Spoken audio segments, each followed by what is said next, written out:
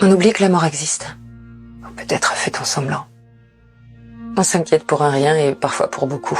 On râle pour 50 mètres parcourus sous la pluie, pour une mèche de cheveux coupée trop court, pour un agenda trop rempli d'obligations que l'on a nous-mêmes empilées. Comme si le temps était une matière infinie, une ressource inépuisable.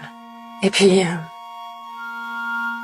il y a ce jour, celui qui nous rappelle que la vie est fragile, celui où le téléphone sonne, où les mots s'étranglent, où le monde s'arrête, un regard s'éteint, et avec lui, une partie de nous vacille.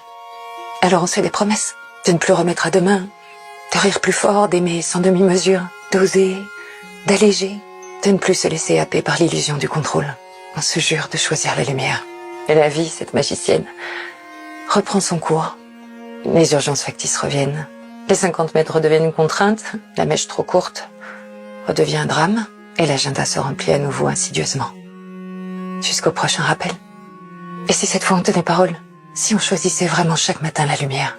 Pas en de vaines promesses, mais en gestes concrets. Un regard plus tendre, un café pris sans se presser. Un je t'aime dit sans raison, une main serrée avec intention. Parce qu'il n'y a pas de plus grand oubli que celui de la vie elle-même. Et pas de plus bel hommage à ceux qui partent que de la vivre pleinement ici, maintenant, sans plus jamais faire semblant. J'ai une pensée infiniment douce et emplie d'amour pour toutes ces mamans et tous ces papas qui ont dû laisser leurs enfants trop tôt, trop vite, et pour tous ces enfants qui ont dû grandir d'un seul coup, portant en leur cœur l'écho d'un amour devenu absence, mais jamais silence.